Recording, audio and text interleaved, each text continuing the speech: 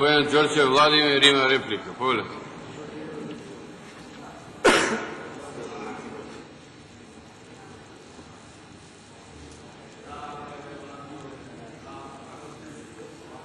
Благодарам. Почувам председателя, колеги пратеници, господин Шилегов.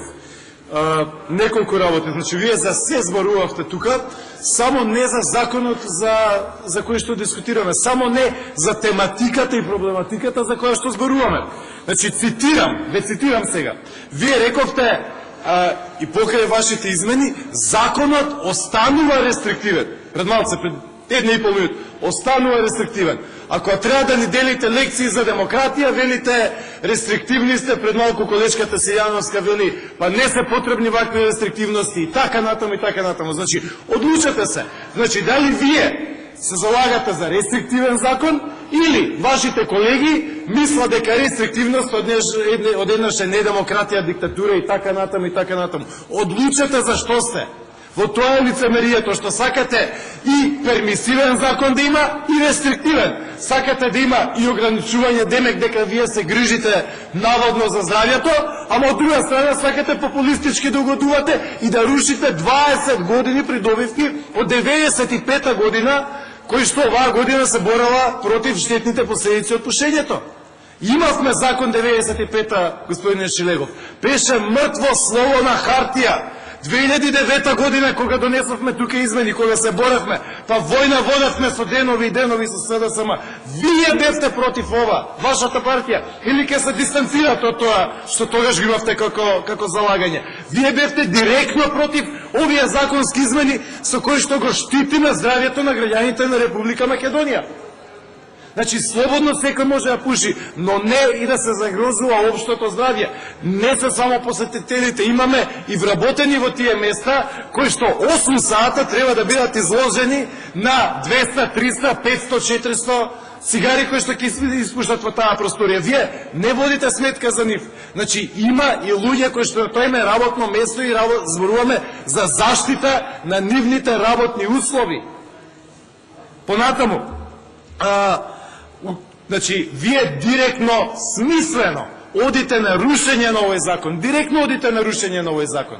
И сакате да не вратите во 95-та година. Ако зборуваме за диктатури, па во најголемите диктатури секаде има пушење и никој не е заштитен. Оно што ние го носиме, ние носиме европски закон.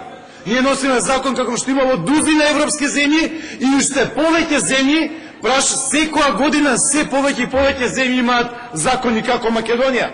Ние 2009 кога носевме ваков закон, вика, па има други земји, нели велеа и во Турција како тоа ќе се спроведе. Еве неколку години се спроведува и таму. Се спроведува во сите земји кои што имаат големи проблеми со пушењето. Светска здравствена организација вели Македонија веќе не е, само да завршам следна реченица. Светска здравствена организација во светскиот извештај за карциномот вели Македонија веќе не е втората најлоша земја во Европа до пушење, туку има 11 други земји. Тоа имало само една земја полоша од нас, сега има 11. Тоа е некаков напред. Господин Шилегов Петри има контрареплика. Повелете.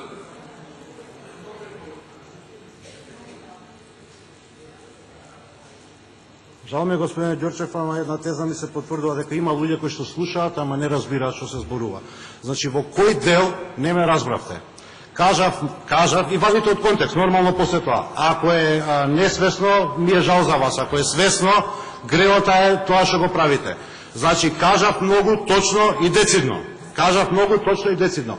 Во деловите во кои што согласно актуелното законско решение не е дозволено пушењето, ќе остане така. Она што го прави, и е рестриктивно, и така треба да биде. Меѓутоа, во деловите каде што сега последниот закон е дозволено пушењето, треба да изрегулираме за да луѓето не бидат предмет на државен рекет. А што се однесе до диктатурите, во секоја диктатура има пушење, господине Ѓорчев. И во оваа наша. Господин Муковски Крсто има реплика. Повелете.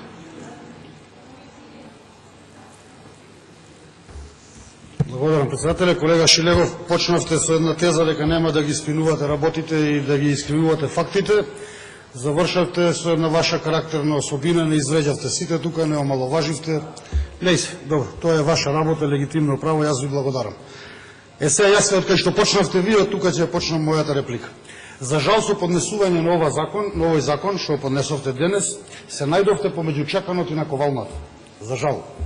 Од една страна сакате да излезете во пресред на угостителите, меѓутоа од друга страна се судривте со европската регулатива и со највисокиот приоритет заштита на здравјето на граѓаните. И сега не знаете како да излезете од оваа каша во која што влеговте, за жал. И сега што предлагате? Ајде да поставиме ситуацијата, една симулација каква е состојбава во моментот. Генерално во сите кафетерии, ево на улица Македонија да излеземе, имаме затворени делови од 20, 30, 40 метри квадратни и тераси од 60, 100, 120, 150 метри квадратни, на кои што со овој закон кој што е добро регулиран, вие рековте дека не е во ред, точно прецизно е кажано кај може и на кој начин да се дозволи пушењето. Имаме тераси кои што се 2 пати, 3 пати поголеми од просторот кој што е забрането пушењето. И каква е ситуацијата во моментов? Таа тераса летно време е отворена, со тенди може да се пуши, зимно или есенско време кога има дожд, снег или студено како сега, може да се пуши ако од трите страни имаме до некаде заграден простор, меѓутоа е отворено до покривот. Вие барате и тие три страни целосно се затворат. И што добиваме сега? Добиваме повеќе од половина од објект кој што е исти на оној што е заграден, каде што се непушачите и кај што дозволуваме и пушачи и непушачи да можат да пушат. Двоен објект создаваме, дупли објект создаваме. Повторно го затвораме целосно објектот. Дали е затворен со тенда, дали е затворен со стакло, дали со било што е затворен, имаме, колега Шилегов, двоен затворен објект. И како ги штитиме непушачите во тој објект што седат? Непушач со нас двајца некој ако седи, како го штитиме? Кога внатре е заграден целиот објект. Значи, не ви е во ред законско решение. Немам интенција да спинувам, немам интенција да ги скривувам фактите, меѓутоа, сакате нешто да предложите, ама не ви е доречена работава. Верувајте ми. И никаде го нема ова. Ево една земја, кажете ми, на овој начин кај што е дозволен простор за пушење. Повторно го затворате целиот простор. Сега е регулирано или да е отворен со покрив, или делумно од три страни да е отворен, каде што се излегуваат чадот, штетните материи и така натаму. Вие барате повторно цел да се затвори. И што сме добиле? Ништо. Зошто тогаш го поднесуваме овој закон? Благодарам. Благодарам. Господин Шилегов Петри има контрреплика. Не знам, господин Луковски, зашто се осетивте навреден. Јас само ја соопштувам мојата перцепција за вашата пратеничка група и начинот на кој што функционирате. И вистината не би требало да ве боли. И тоа не е само моје тврдење, тоа е тврдење на Слободарска Македонија, тоа е тврдење во сите извештаи од Европската унија. Сега, големината на летните тераси за кои што се однесува измената на законите определува секоја општина. И секој угостителски објект добива решение за големината и бројот на масите кои се поставени. Значи не можеме да зборуваме за два паралелни објекта. Дали ќе биде 100 квадрата или ќе биде 30 квадрата летната тераса зависи од тоа што општината во годишниот план за урбана опрема го има поставено. Просториите за кои што вие зборувате сега се простори во кои што е дозволено пушењето на цигари. Каде е проблемот што за жал пак ќе морам да ве вратам на почетокот на мојата реплика, она што вие не можете да разберете. Е на луѓето да им оставиме право на избор. Па може не пушаш, се извинувам да завршам. Може не пушаш за седне на таа тераса, може не пушаш за влезе во објектот или во делот на објектот кој што е објект, не на терасата, каде што не е дозволено пушењето. Меѓутоа луѓето ќе изберат. Господин Илиевски Зоран има реплика. Полесно.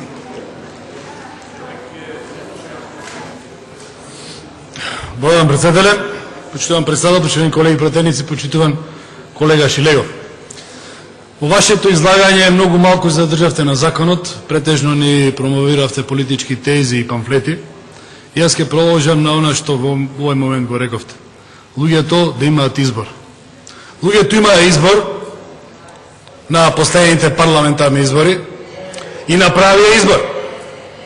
Со огромна разлика му го дадоа гласот на ВМРО, ДПМН и коалицијата. Што направивте вие? Да не употребам некој лош збор, меѓутоа го поништивте изборот на народот во Република Македонија.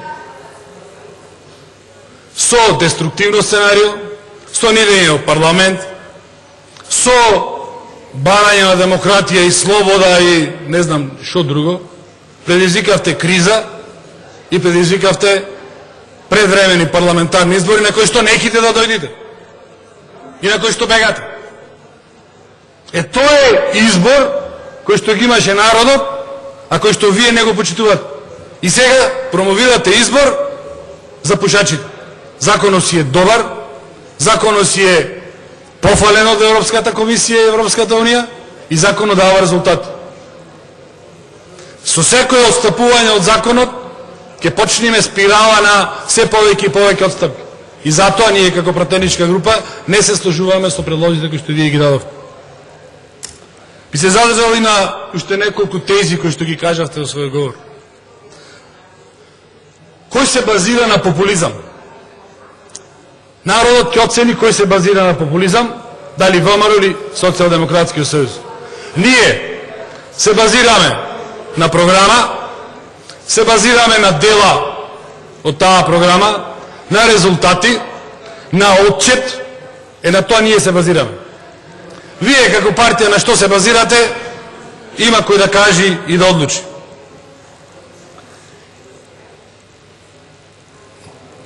И на крајот, последната работа што ја кажавте во вашиот одговор, не во репликите.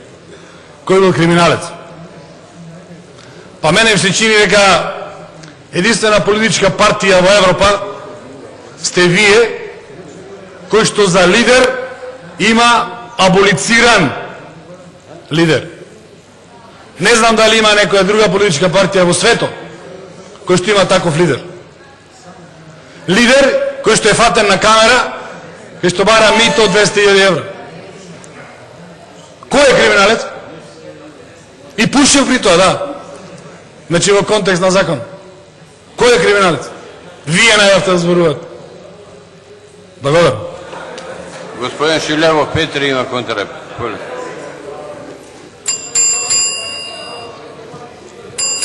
19 земји членки на Европската унија имаат полиберални решенија за забраната за пушењето од последната на Република Македонија.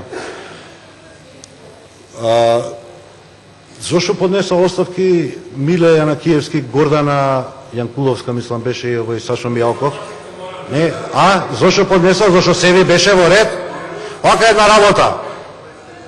Од 2011 навака нема пратеник во ВМРО ДПМН кој што за себе може да каже јас сум дојден овде на фери демократски избори. Вашите најголеми кражби се токму на изборите за да може да ги штитите криминалите на вашите криминалци кои што ја водат вашата партија. Ја претворивте Република Македонија во монархија, бе. Зашто? За бедни 2, 3, 4 до 5.000 евра кои што ги фрлува како коски, грабајки милионски провизии од кинези. Господин Деспотовски Благоја има реплика. Поволите.